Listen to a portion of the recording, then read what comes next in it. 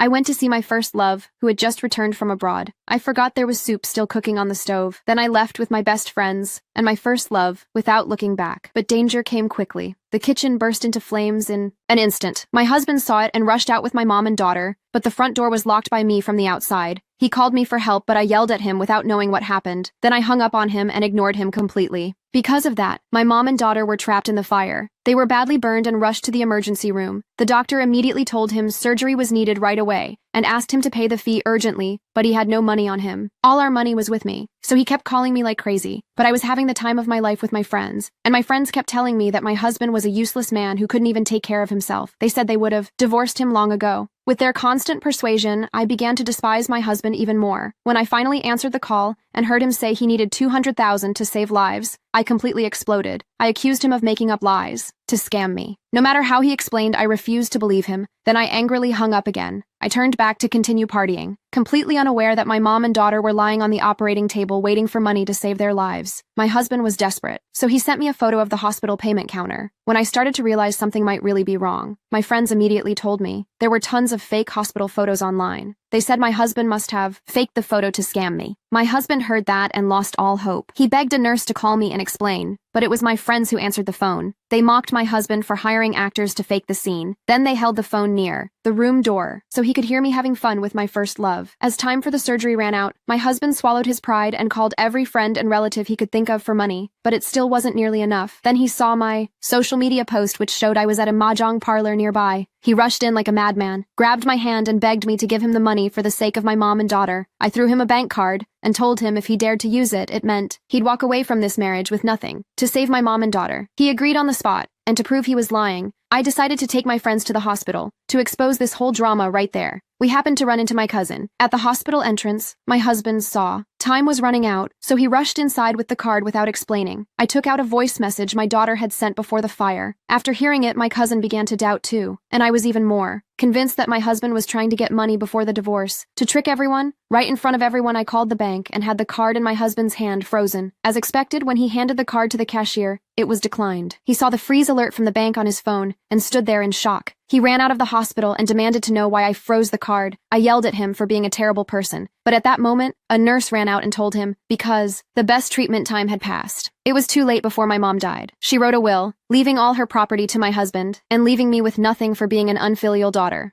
After he tearfully sent off my mom, he got news that our daughter was also in critical condition. Holding back his grief, he called me one last time and told me my mom was gone and our daughter was dying. When I